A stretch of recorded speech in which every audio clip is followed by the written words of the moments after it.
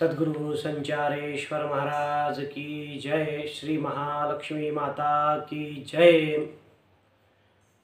दरवर्षी मार्गशीर्ष महिन्यामध्ये गुरुवार व्रत केलं जातं महालक्ष्मीसाठी आणि आपल्याला सर्व इच्छा पूर्ण व्हाव्यात यासाठी अनेक स्त्रिया हे व्रत करत असतात। महाराष्ट्रामध्ये सर्वात जास्त या व्रताचं प्रचलन आहे, म्हणून महाराष्ट्रामध्ये सर्वत्र हे व्रत अवश्य केलं जातं। दरवर्षी व्रत करून याचं उद्यापन केलं जातं शेवटच्या गुरुवारी। प्रत्येक व्रत हे वेगवेगळ्या तथ्यावर अवलंबून असतं। तसं हे व्रत वार याच्याशी निगडित आहे। मग गुरुवारी कधी अमावस्या येईल, कधी पौर्णिमा येईल, एकादशी येईल, चतुर्थी येईल, त्या उपवासाचा आणि या उपवासाचा काही संबंध नसतो। त्याबरोबर प्रत्येक व्रताचं काही वैशिष्ट्य असतं, काही नियम असतात, ते त्या व्रतानुसार पाळले पाहिजेत। कधी कधी दोन व्रत एकत्र आल्यामुळे संभ्रम होतो आणि एक व्रताचा खंड होईल का असं आपल्या मनामध्ये वाटतं की त्या व्रताचं आपल्याला फळ मिळणार नाही, मग हे व्रत करावं लागेल। जसं सोमवार एकादशी एकत्र आले तर सोमवारचा उपवास सोडावा लागतो, एकादशीचा उपवास सोडता येत नाही। मग हे जे संभ्रम आहेत, हे संभ्रम काही नवीन नाहीत। आजकाल या सोशल मीडिया, मोबाईल, टीव्हीमुळे संभ्रम उलट निर्माण केले जात आहेत। निरसन करण्याच्या ऐवजी प्रत्येक सणामध्ये काही ना काहीतरी नवीन सांगतं कोणतरी, मग ऐकणाऱ्याला आपल्या व्रताचं फळ आपल्याला मिळेल की नाही ही साशंकता असते। तर कुठल्याही व्रताला कोणतीही शंका मनामध्ये न घेता श्रद्धेने ते व्रत केलं पाहिजे। या गुरुवारच्या व्रताला यावर्षी उद्यापन करण्यासाठी एकादशी आलेली आहे शेवटच्या गुरुवारी, म्हणून उद्यापन कसं करावं हे अनेकांचा संभ्रम आहे। तर कुठलाही संभ्रम कोणत्याही व्रतामध्ये ठेवू नका, कारण प्रत्येक व्रताला पर्याय दिलेले असतात की अडचणीच्या वेळेला कसं करायचं, काय करायचं। आता अनेक स्त्रियांना मासिक धर्मामध्ये पूजा कशी करावी, फक्त उपवास करायचा असतो, अशा वेगवेगळ्या अडचणी असतात। वृद्धी येते, सूतक येतं, त्यावेळेला हे उपवासाच्या याच्यामध्ये खंड पडतो का असं काही जणांना वाटतं। तर त्यावेळेला फक्त उपवास करावा। एखादा गुरुवार आपला प्रवासामध्ये असतो, मग त्यावेळेला कसं करावं, त्यावेळेला फक्त उपवासाला प्राधान्य द्यावं। असे अनेक प्रश्न प्रत्येक व्रतासंबंधी आपल्याला निर्माण होतात। तर ते व्रत कशाशी संबंधित आहे हे आधी पाहावं। काही तिथीनुसार असतात, जसं चतुर्थीचं व्रत आहे, हे चतुर्थी असेल चंद्रोदयाला त्यावेळेला हे त्या दिवशी केलं जातं। काही वेळेला संध्याकाळी 7-8 वाजेपर्यंत तृतीया असते आणि त्यानंतर चतुर्थी सुरुवात होते। त्यामुळे कुठलं व्रत कशाशी निगडित आहे यानुसार आहे। तसं गुरुवार आणि एकादशी याचा संबंध उपवास सोडणे आणि उपवास धरणे याच्याशी आहे। एकादशीचं व्रत करते वेळेस दुसऱ्या दिवशी हे व्रत सोडायचं आहे द्वादशीला। काही जण साधन द्वादशी हे व्रत करतात। आणि गुरुवारचं व्रत असं सांगितलेलं आहे की सायंकाळी जेवण्यासाठी।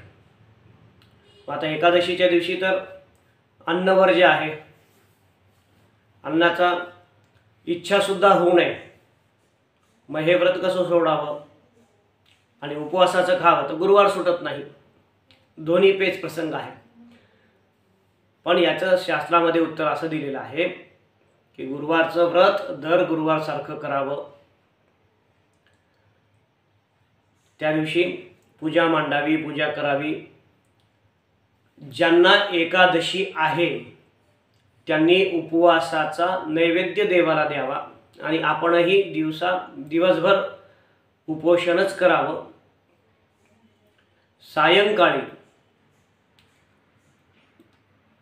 ज्या वेळेला उपवास सोडायचा असतो त्यावेळेला देवाचं तीर्थ किंवा पाणी हातामध्ये घेऊन मी आज गुरुवार व्रत सोडत आहे असं मनामध्ये ठरवून ते पाणी प्यावं. एवढंच आपल्याला करायचं आहे की त्यामुळे आपला गुरुवार व्रत हे संपन्न होईल, संपूर्ण होईल आणि गुरुवारचा व्रत सुद्धा संपेल, उद्यापन होईल. पण ज्यांना एकादशी नाही त्यांना कुठल्याही प्रकारचा प्रश्न नाही, हे लक्षात घ्या. व्रत हे आपल्यासाठी आहेत, देवासाठी नाहीत. व्रताचे नियम आपल्यासाठी आहेत. त्यामुळे ज्यांना एकादशी नाही त्यांनी देवालाही नैवेद्य भोजनाचा दाखवू शकता. पुरणपोळी वगैरे तुम्ही करत असाल ते देवाला देऊ शकता. आणि सायंकाळी स्वतःही जेवण करू शकता. उद्यापनाला अनेक जण सुवासिनी जेवण्यासाठी सांगतात. आता ज्यांच्या इथे एकादशी आहे त्यांना एकादशीसाठी सांगता येणार नाही, त्यांनी द्वादशीला सुवासिनी जेवू घालाव्यात. एकादशीच्या दिवशी, व्रताच्या दिवशी संकल्प करायचा आहे मनामध्ये.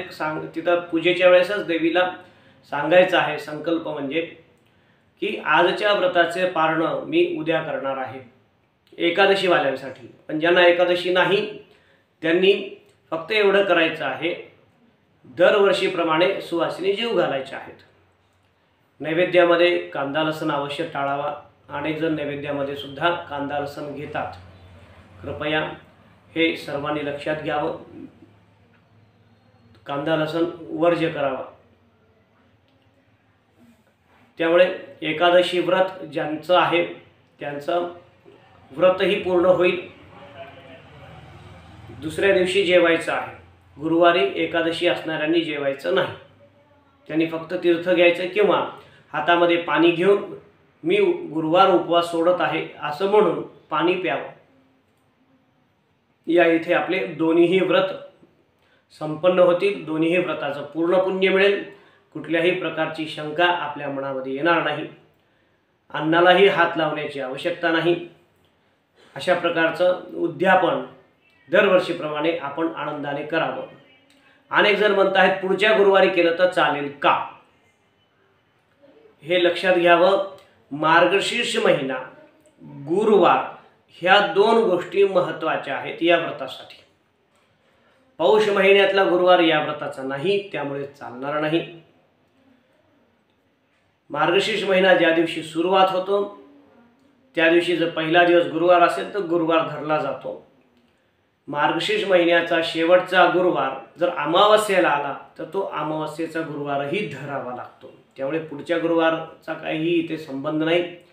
आपण कुठल्याही शंका मनामध्ये न ठेवता व्यवस्थित हे व्रत दर गुरुवारसारखं आचरण करावं, उद्यापन करावं. पोथी वाटण्यासाठी सांगितलं जातं. अनेक जणींचा प्रश्न आहे आमच्याकडे खूप पोथ्या जमतात, त्याचं काय करावं?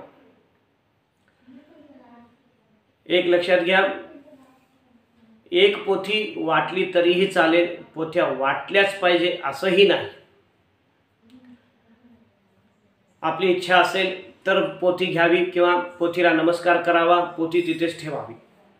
त्यांना बरं वाटणार नाही असं वाटत असेल तर आपण पोथी आणावी. ज्या गरजूंना आवश्यक आहे त्यांना द्यावी. नसेल तर आपल्या घरात ठेवावी. जेव्हा केव्हा कोणाला गरज पडेल तर त्या पोथ्या द्याव्यात. दरवर्षी पोथी वाटलीच पाहिजे असं काही बंधन या व्रतामध्ये नाही आहे. ते आपल्या इच्छेचा भाग आहे. वाटायची इच्छा असेल अवश्य वाटा. समोरची सुवासीन नको म्हणत असेल तर देऊ नका. याप्रमाणे गुरुवारच्या व्रताचे जवळपास सगळे प्रश्न आपले संपले असतील. जर काही आपल्याला प्रश्न असतील तर आपण दिलेल्या संपर्कावरती संपर्क साधून आपले प्रश्न विचारू शकता. अवधूत चिंतन श्री गुरुदेव दत्त. महालक्ष्मी माता की जय.